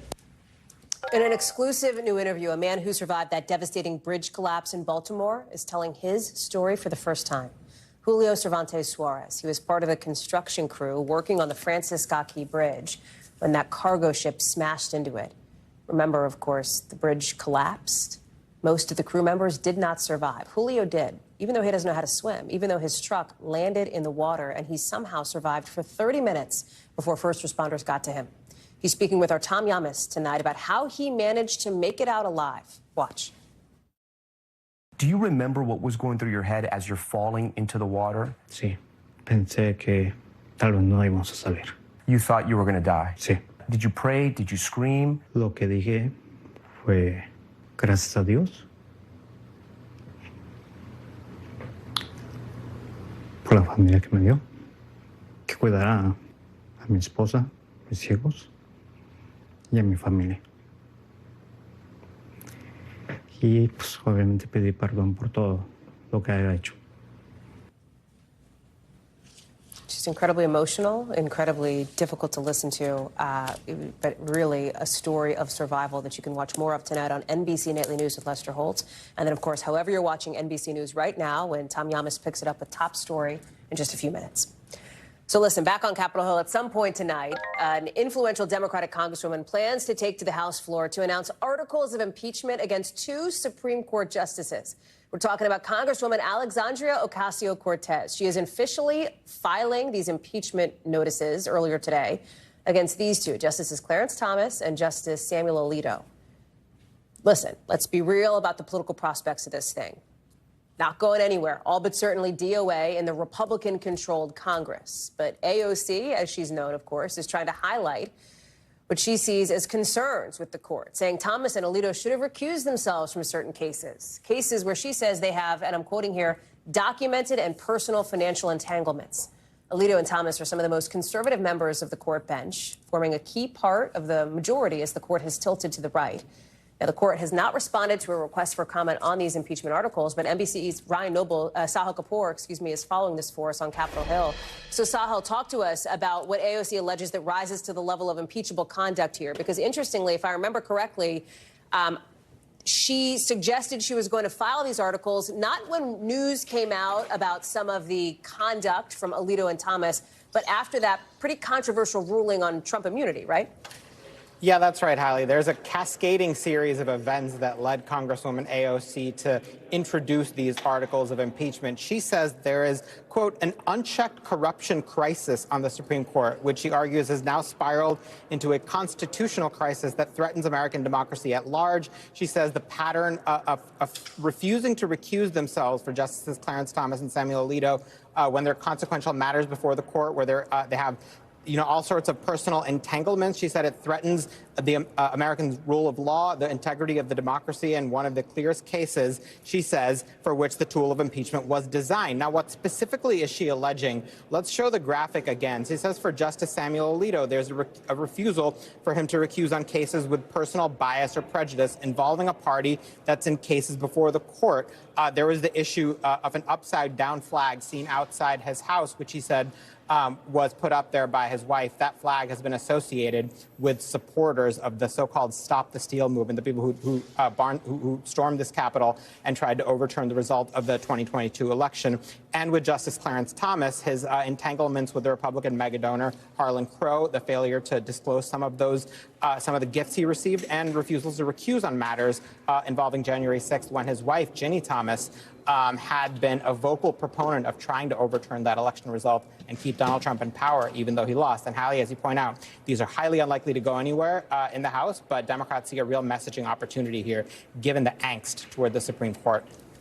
Sahil Kapoor, thanks very much for that. Two Boeing Starliner astronauts saying today they are still confident in their spacecraft, even with the issues with it, delaying their return to Earth from the International Space Station. Remember, they took off in early June for what was supposed to be like a week-long trip. But their return to planet Earth has been postponed multiple times. There's still no set date for them to come back. But one of the astronauts today says, hey, she's not stressing about it. Listen. It feels good to float around. It feels good to be in space and work up here with the International Space Station teams. I have a real good feeling in my heart that this spacecraft will bring us home, no problem. All right. Good vibes only there up on the Starliner. Now, NASA and Boeing today both say that Starliner already could bring the astronauts back to Earth if it had to. But the plan is to keep them up there while they can, do some more tests, try to figure out how to prevent the same issue from happening on a future trip down the road. Let's bring in Tom Costello for more on this. I got to tell you, if that were me, like first of all, it wouldn't be me, but like an astronaut up there, with the issues of the spacecraft, I don't know if I would be as cool as a cucumber as her. She's amazing. She is. She's and you really. Spoke with her. I've met her many times. So she is very chill and cool. That's cool. But I also had the opportunity to talk to the astronauts today on Space Station. I didn't go there. I stayed on the ground, used satellite technology. For all of us, yes. Exactly. And I asked them, listen, they've got a couple of problems they're working right now. They're not coming home because engineers are trying to dissect the thruster problems with the engines on Starliner. They've also got some helium leaks that NASA's not that worried about, but that's part of the overall story. And as you know, Starliner was years behind schedule, billions of dollars over budget, and they have had so many engineering challenges. So I asked the commander, Butch Wilmore, about his overall sense. Is he comfortable right now? Take a listen. Are you confident in the performance of the ship for future missions as well? This is the world of test. This is a tough business that we're in. Human spaceflight is not easy.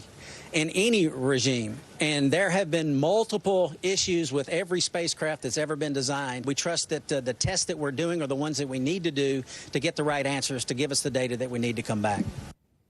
Yeah, failure is not an option, he said. And when you talk about chill and cool, they both are. They're Navy test pilots. And with hair like that, who wouldn't be? I was just take cool. a moment for the zero gravity hair situation there. I mean, listen, you and I have talked about how this end of July, by the way, I should have said. Okay, good. They're targeting end of July. I was going to say, because this has been a big test for Boeing. Obviously, they want to see things go right. Timeline, end of July. So pretty soon. That's just a few weeks away. If they can get satisfactory answers on the thrusters. If not, they could be up until, we'll see, mid-August. And they've got enough food. They've got enough everything. They got all that. Yeah. Well, can I tell you something really amazingly weird?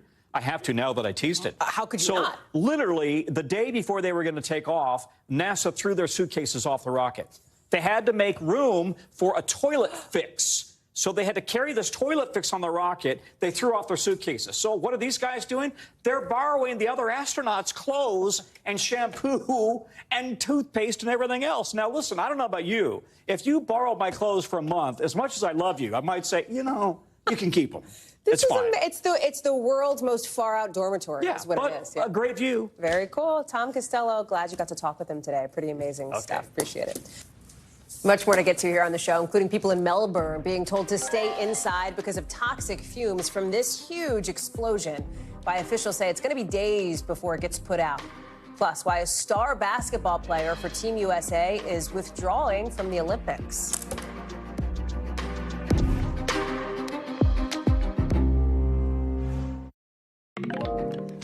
An alarming first-of-its-kind study tonight is finding some of the world's most popular tampons have toxic heavy metals in them, like arsenic and lead.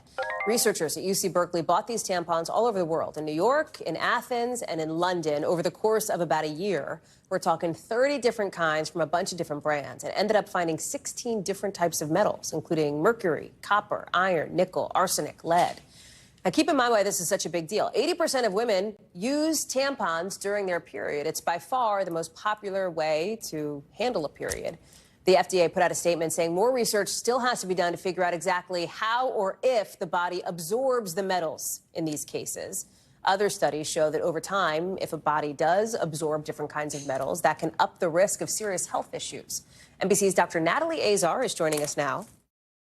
This is the first study to really look at toxic metals in tampons. So let's just pause there and take a moment for that, because women have been getting their periods for a very long time, right? What's interesting is that the study found organic tampons had more of these metals in them. What do we need to know about this study? Yes. And so, you know, I think there's a couple of take-homes, Hallie. Number one, first and foremost, while the FDA, I think, is taking this very seriously, and they are definitely planning on studying this in more detail, and specifically, are the metals just found as a contaminant? Are they actually leaching from the product? Are they entering the bloodstream? Those, you know, we don't have answers to those questions at the moment. But yes, as you mentioned, this is the first time that a study has really specifically looked at the potential harm that these products could be causing for this reason. And it's definitely raised an alarm, as you can well imagine. I have a teenage daughter, and I'm thinking about this, you know, for her as well. And so we are going to spend a bit of time talking about alternatives for people that they can consider if they are concerned about this. Okay, well, let me tee you up on that. What are some of those alternatives? I think people know, obviously, pads are an option. There's those little, like, so cup things, too. Exactly. So there are two things that work kind of similarly. There are menstrual cups. There are menstrual discs, which essentially sort of capture or catch blood, if you will. There are period underwear that are like regular underwear, but they have an absorbent pad in them. And then, of course, reusable pads, which, you know, maybe our mothers or grandmothers used. Things that are made of cloth and that you can actually reuse. You know, the issue here, and you mentioned about the organic versus the non-organic, I think that was the thing that was particularly alarming, because most of us, when we hear organic, you know, we think that something is safe, but in fact, they did find arsenic at a higher amount in organic, but lead was found in a higher amount in non-organic. So I think if you're out there and you're listening to this and you're concerned, not only can you use an alternative method, but if you're looking at the labeling, you want to look for things that maybe certainly don't contain fragrances.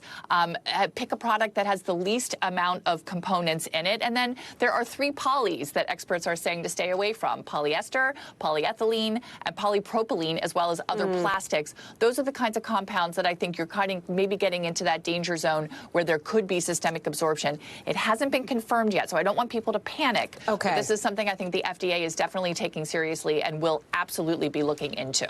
I'm so glad you said that, because I was going to ask you, bottom line, for people who do use tampons, this is not a freak out moment at this point, right?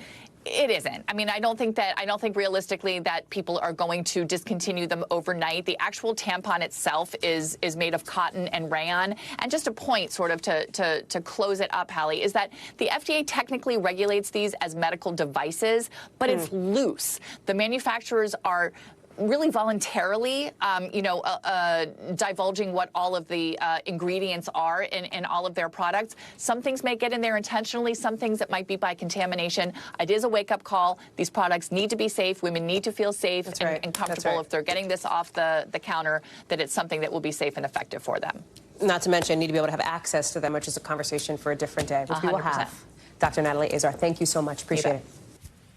Let's get you over to the 5 things our team thinks you should know about tonight. Number 1, health officials in Colorado say they're looking into a rare human case of the bubonic plague in Pueblo County. We don't know how that person's doing. The CDC says people should avoid contact with dead animals and use bug repellent to prevent flea bites. Number 2, the Fed chair back on the Hill today, testifying he could see the Fed cutting rates if the job market slows down too much. Jay Powell says with progress on inflation, the economy looks to be in better balance now, which will give the Fed some confidence that it could undo perhaps those dramatic interest rate increases over the course of the last year or so. Number 3, BMW now recalling nearly 400,000 cars because of an airbag problem that affects certain sedans and sports wagons from 2006 to 2012. Safety officials say they could have Takata airbags. BMW says it hasn't gotten any reports of injuries or accidents, but if you got one of these Beamers, you should take it back to the dealer. They'll replace it for free. Number 4, police in Oregon say a 3-month investigation has led to a huge theft bust of a Lego stealing ring, apparently. According to investigators, a store owner would knowingly buy sets that were stolen from thieves for cash. How many? Police apparently recovered more than 4,000 of them, valued at more than 200 grand. That's a lot of Legos. Number 5, Team USA announcing LA Clippers star Kawhi Leonard will not be playing in the Olympics. He apparently missed 12 of 14 games this past season because of a knee injury. It would have been Leonard's first time playing in the big games. Officials picked Boston Celtics guard Derek White to take his place instead. The Olympics, of course, starting in just a couple weeks right here. Where else on NBC? When we come back, some new warnings tonight around some popular nicotine pouches you've probably seen online. Why multiple medical groups want the FDA to stop Zyn sales altogether in tonight's original. Plus, what's turning the driest desert in the world purple?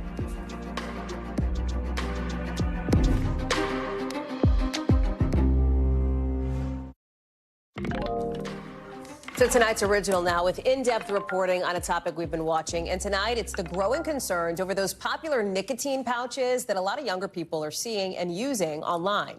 Doctors are warning that Zyn, the pouches you see here, they're more harmful than they may seem, with regulators putting out warnings and reviewing these products. Here's Vicki Witt. Zyn is probably a great alternative to get nicotine without all the other harmful stuff. Nicotine pouches are touted as safer than cigarettes because they're tobacco-free. The most popular brand, Zyn, which has spawned the hashtag Zinfluencer, saw more than 131 million cans sold in the U.S. in the first 3 months of this year. How did it make you feel the first time you had one? It gives you a shot of dopamine, so you just feel a little energized, happier, almost focused. 32-year-old Will Lamas says he quickly became addicted to Zyn. Unlike chewing tobacco, vapes, or traditional cigarettes, the pouches are discreet and come in flavors like coffee, citrus, and mint. Soon, he was using up to 20 a day. You put it in your lip, just inside, and just leave it there for 30 minutes, and no one knows you have it. It's really tiny? It's very small, and I liked how it made me feel. It tasted good. And so I was hooked. After a year, he began to have severe stomach pain, but doctors didn't know why. I got many tests done. I went to a hospital. I got an ultrasound. I got a colonoscopy. and all they found was that my stomach was inflamed. His symptoms are not surprising to Dr. Donna Shelley. She says nicotine is a highly addictive drug with side effects including nausea, gastrointestinal issues, mouth ulcers, and elevated heart rate. One study said the pouches could potentially lead to dental problems like gum recession and plaque accumulation. Why do you think these products are so popular with young people and teenagers? One is flavors. Also, it's easier to hide that you're using a pouch. The other reason why this is popular is because it's being marketed through social media and TikTok. While the FDA is still reviewing the safety of Zyn and similar products, multiple medical organizations have asked the agency to halt sales. And Senate Majority Leader Chuck Schumer also called for a crackdown on the marketing of these products. Even the amount in this one pouch can be highly addictive. Earlier this year, the FDA issued more than 100 warnings to retailers who were selling to minors. Last month, Zyn maker Philip Morris suspended nationwide online sales of Zyn after questions over whether they violated bans on flavored tobacco. In a statement, Philip Morris says it is committed to developing products such as Zyn that are scientifically substantiated as a better alternative to continued smoking. Zyn's marketing is directed toward legal-age nicotine users who are 21. So the gray line was my resting heart rate while I was on Zyn. It showed me 10 beats per minute lower the week after I quit. After researching his symptoms online, Will suspected the pouches were the problem. He quit using them. How did your stomach feel? Instantly better. 6 months later, he says he still has cravings. What do you want people to know before they take one of these pouches? I really wish I had more information when I took my first pouch. Vicky is joining us now. It is just like if you know anybody in the age range of like, let's say between 12 and 22, you've probably heard about Zyn, probably because it's been online. So is there any kind of push to try to block Zyn stuff online on social media on some of these apps or not really? It's a great question, and one of the biggest places where these pouches are being talked about is on TikTok. And the company just got back to the team and said, look, we do not promote the trade or sale of these nicotine, synthetic nicotine pouches or any tobacco products. They say they restrict this content for anyone who's under 18. But I should note, you actually have to be 21 or older in order to purchase these pouches. They are quite easy to buy online, though, even though Philip Morris has suspended their sales, plenty of third parties are selling them. And Hallie, I talked to my 15-year-old daughter. She says there are kids at her high school who are absolutely using these pouches because they're so discreet. This is quickly becoming the new vape. So for our parent viewers who are watching, listen, you got to talk to your kids and tell them these pouches don't come without a health risk. I should also mention TikTok says it does put up a warning so that, people are aware before any sort of tobacco content comes up that these products do come with health harms. But I think it takes more than just a little screenshot on an app, frankly. You got to have these conversations, show them this story, let them know about the health risks associated with nicotine. Vicky Nguyen, what a great story. Thank you very much for bringing it to us. Very high interest. Appreciate it. NBC News covers hundreds of international stories every day, and because it can be tough to read or watch or listen to them all, our teams around the world have done it for you. Here's a look at what they're watching in a segment we call The Global. Out of Australia, look at this cloud of smoke here after a factory fire in Melbourne today. Officials say it could take days to contain just because it's so huge. People who live nearby were told to stay inside because of the toxic fumes. Out of France, the mayor of Paris says she has a new target date for her swim in the Seine River next week. Remember, she promised to take a dip in it before all those Olympic athletes do later this month. She has already postponed the swim before, blaming weather and a busy campaign season. It's still not super clear whether the river will be clean enough for athletes to swim in it for the games. And in Chile, what's known as the driest desert in the world is now looking pretty purple. Look at this field of flowers, thanks to an early rain springing up all over the place, these flowers, right in the middle of winter. The last time an early bloom happened like this was nearly a decade ago. Scientists say more rain could bring more flowers to the desert in the days to come. Pretty amazing.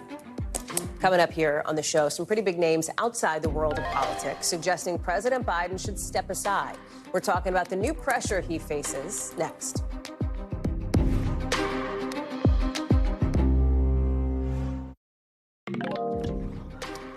So ABC News is now publicly distancing itself from comments from George Stephanopoulos just about 24 hours ago, appearing to say he doesn't think President Biden can serve another 4 years.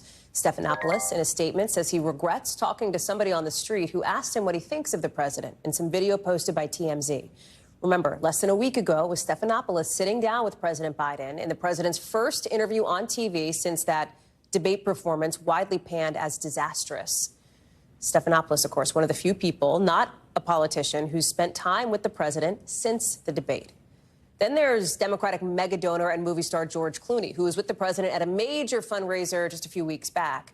Now out with a pretty extraordinary op-ed saying he loves Joe Biden, but the party needs a new nominee. Brian Stelter is here to dig into all of this with us. And the common thread, of course, is that neither of these men are elected officials, of course. They are both familiar names to a lot of Americans here. And so I wonder if you can pull on that thread for us a bit here with the commonality.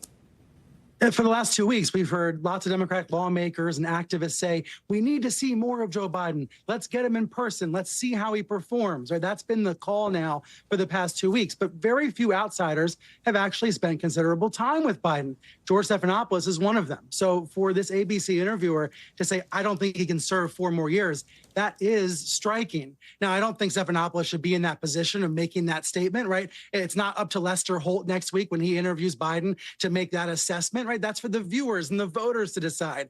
But Stephanopoulos, in that unguarded moment, did share what he thought, and he's far from alone. That's why the George Clooney op-ed is so important, Hallie. Clooney was with Biden just a few weeks ago, in the lead up to the debate. And here's Clooney saying at the fundraiser, he didn't see him all that well. We've also heard from Jon Favreau, who was at the same fundraiser, say the same thing today. So I think that's why these data points matter. You mentioned the George Clooney op-ed. Let me read you the quote because it's going around, right, where Clooney writes, it's devastating to say it, but the Joe Biden, we're showing it on screen here, but the Joe Biden I was with 3 weeks ago at the fundraiser was not the Joe big effing deal Biden of 2010. He wasn't even the Joe Biden of 2020. He was the same man we all witnessed at the debate. That is why this is damning for Joe Biden. Not to mention that George Clooney is one of the biggest stars in the world. And for all the ways we can poo-poo Hollywood and say that what entertainers think don't matter, look, there they are together, right? They were together 3 weeks ago. Do you remember that day that Tom Hanks announced he had COVID? And that was the day that everybody in the world kind of realized how serious the pandemic was. I'm not saying this is the same thing. What I'm saying is that celebrity star power and wattage does matter. What these A-list stars say does matter. There's only about a dozen of them in the world that are as important as George Clooney. And here's something else he said in the op-ed. He said, this is about age, nothing more, but also nothing that can be reversed. That's the sad, honest truth here. We've all had grandparents or parents who've been aging. We've all experienced this ourselves. That's why this is starting to touch a chord with people. So I think Hallie, Clooney was speaking on behalf of a lot of folks in Hollywood who've had enough with Biden, who are not going to donate any more money, who are desperate to see a change. Brian Stelter, and of course, George Clooney donating a lot of money to the Democratic Party. That's a factor here, too. That's right. Brian, good to see you. Thanks, friend. You too. Still to come, what that huge push from Amazon to go more green looks like, and a big announcement from the company right here exclusively on NBC News Now. That's coming up next with the Newsmaker.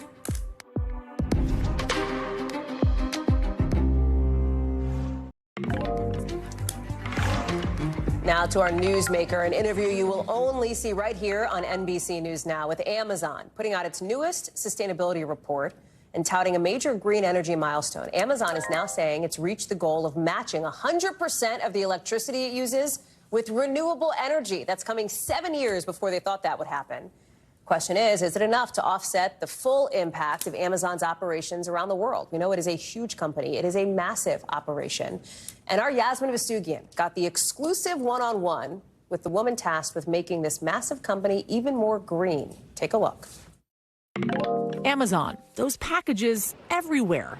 But as the company's tentacles expand, worth $2 trillion with its stock at record highs, there's growing scrutiny on the environmental impact of all of those deliveries. Billions of items, fuel for shipping and door-to-door delivery, and all the packaging itself. So today, they're announcing that they are ahead of schedule on their renewable energy goals. Not all electricity used by the company is from renewable sources, but the company reports its energy output is at least matched by investments in renewable projects around the globe. We sat down with the person in charge of the company's massive push to be more green. How do you sustain your business model while maintaining kind of these sustainability practices? And also, to add on to that, knowing you need to change the consumer habits, the way in which we are consuming things in our obsessive way that's not great for the environment. So we're in the business of serving our customers and getting our customers the products and the services that we want. And we're going to do that all day long. Yeah. We're customer obsessed. And one of the things that we're going to do is do that in the most sustainable way possible. When you choose something and it comes to you quickly, that's a best sustainability option because it's not going on an airplane. 95% of shipments now in the United States are coming without a plastic air pillow now. So we've taken a lot of the waste out of those product shipments. We've been working on, electrifying our fleet. We now have over 24,000 electric vehicles on the road. Is the idea to have all Amazon drivers have electric vehicles at one point? Yeah. And what's the goal for that? When do you think you could achieve that? Well, our ultimate goal is 2040. But we've ordered 100,000 electric delivery vans from Rivian. And so that's the world's largest order of electric delivery vans, and we aim to have those on the road by 2030. The company reports overall emissions are down 3% this year from last year. But even Kara Hurst admits they need to move faster to reach their 2040 net zero carbon goals. I know that Google just recently announced a delay in reaching their net zero goals because of specifically AI funding. Is it still feasible to feel as if 2040 is a goal to achieve, as Google has said it's not for them? We are very committed to our commitment to the climate pledge to be net zero by 2040. Certainly, the world is changing all the time. Yeah. I mean, even when we set this goal in 2019, that was pre-pandemic. And Amazon grew tremendously during the pandemic. Yeah. And there were other things that happened in the world. We had a supply chain crisis. We've had energy crises. We've had so many things happen. And yet, what we're showing in our sustainability report is a lot of progress. The upcoming U.S. election looming over not only climate initiatives, but for Amazon, also other challenges, like an antitrust lawsuit brought by the Federal Trade Commission that the company is fighting, calling many of the allegations wrong and misleading, and an ongoing small but loud push by labor to unionize workers. What is the plan if, in fact, there is an administration after November that is not necessarily on board with climate initiatives? I've been at Amazon almost 10 years. It'll be 10 years in September. I've been here through multiple administrations. We will work with whatever administration is in place, and we will follow our science, and we will keep pursuing the initiatives that we have in front of us. It's all not positive headlines all the time for Amazon. For instance, what you're dealing with the FTC suing over alleged monopoly practices, and what you're doing for the environment, does this counter kind of more of those negative headlines that we're seeing with Amazon and working practices? Well, I work on sustainability, so I don't have a comment on FTC. But on sustainability, what we're doing for the environment, we're so committed to, integrating sustainability into all of our operational practices that it is so important to us to really make it part of everyday decision making. Just last year, led in part by Amazon employees for climate justice, workers walked out of these corporate headquarters. What do you say to those employees that are still worried about Amazon's footprint? I think our employees are passionate about a lot of things. And so, I think the best thing to do is to get to work at helping us decarbonize. Over 10,000 Amazonians have signed up to get to work on helping us make operational changes. Amazon could literally either make or break the environmental initiatives in this country and globally as well because of the footprint that your company has. Right? You are in a position at the top of that initiative. What is that like for you? It's both a tremendous and daunting responsibility and the number one reason I came to Amazon. I think that it is incredibly exciting, the scale and the speed at which we operate.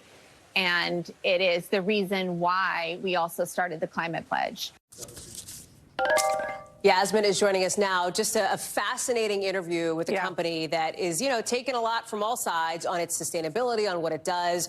Talk about the impact of extreme weather, right? The impact of climate change here and what that means for a company as big as Amazon. Ironically, Hal, it was 90 degrees in Seattle yesterday when I did that interview, which is not normal, by the way, for Seattle, right? There's a heat wave happening across the country. Seattle does not normally get to 90 degrees. And everybody said that to me over and over again. And it's very much a part of the conversation, right? This extreme weather that we're dealing with, the heat waves, the storms, the hurricanes, the tornadoes. And it's affecting Amazon's bottom line. And they're going to have to kind of readjust some of their goals for that, but also readjust their business model.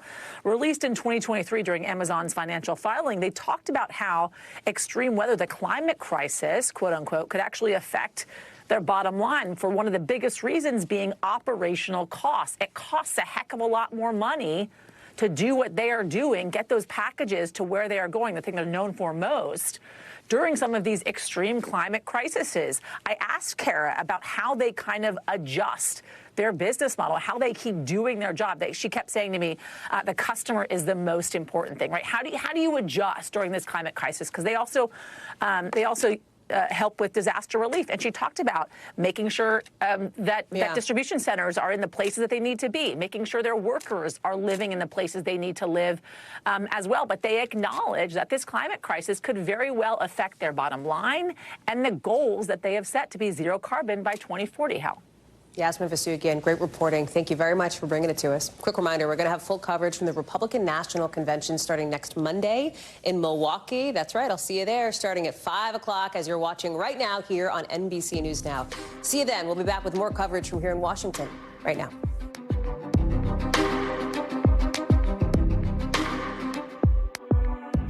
Thanks for watching. Stay updated about breaking news and top stories on the NBC News app or follow us on social media.